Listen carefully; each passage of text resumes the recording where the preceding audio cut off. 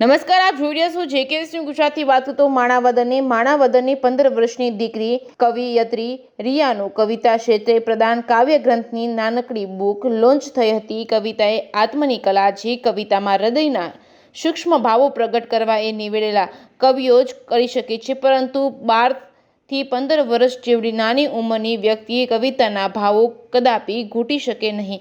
આ વિષય તેમના માટે જટિલ પડી શકે છે, પરંતુ આવું જટિલ કાર્ય માણાવદર તાલુકાના ડોડવાવ ગામના રહીશ હરેશભાઈ પરસાણીયાની 15 વર્ષની દીકરી રિયાએ સુલભ બનાવ્યું છે. તેમનું શૈક્ષણિક માધ્યમિક અંગ્રેજી છે, છતાં તે હિન્દી અને અંગ્રેજી તેમજ ગુજરાતી ભાષા પર પ્રભુત્વ ધરાવે છે.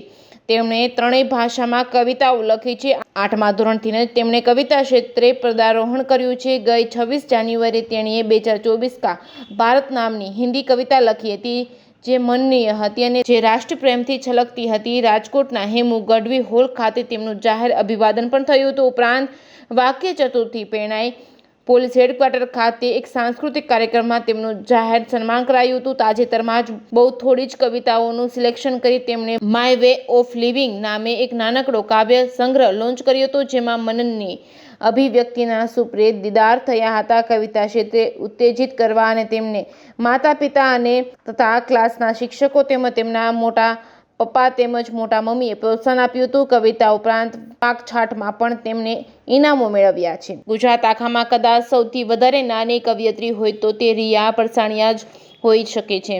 જેકેએસ ન્યૂઝ ગુજરાતી સાથે જિગ્નેશ પટેલ, માણાવદર. चांद पर पहुंचने की ख्वाहिश क्यों करते हो?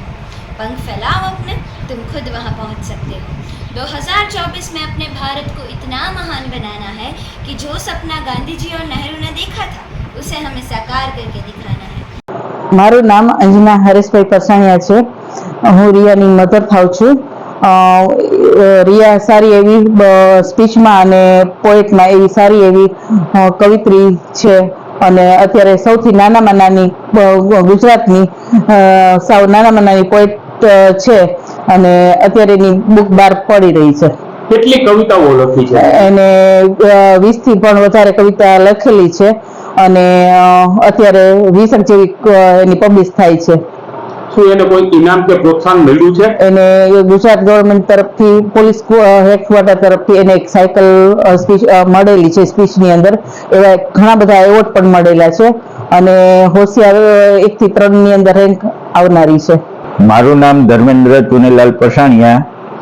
રિયા છે મારી દીકરી છે અને તે ખૂબ સરસ કવિતાઓ લખે છે અને એ કવિતાઓ મેં વાંચી અને બહુ સુંદર રીતે લખે છે. એટલે મેં એને પ્રોત્સાહન આપ્યું કે તું હજી ઉત્તરોત્તર આવી નવી કવિતાઓ લખ અને તું વધારે બુકો બહાર પાડ. અને ત્યારે એને કીધું કે મારે પણ આવી કવિતાઓ લખવી છે અને હું કવિતાઓ લખીશ અને તું હજી ઉત્તરોત્તર એવા સોપાનો સર કર, એવી અમારી શુભેચ્છાઓ.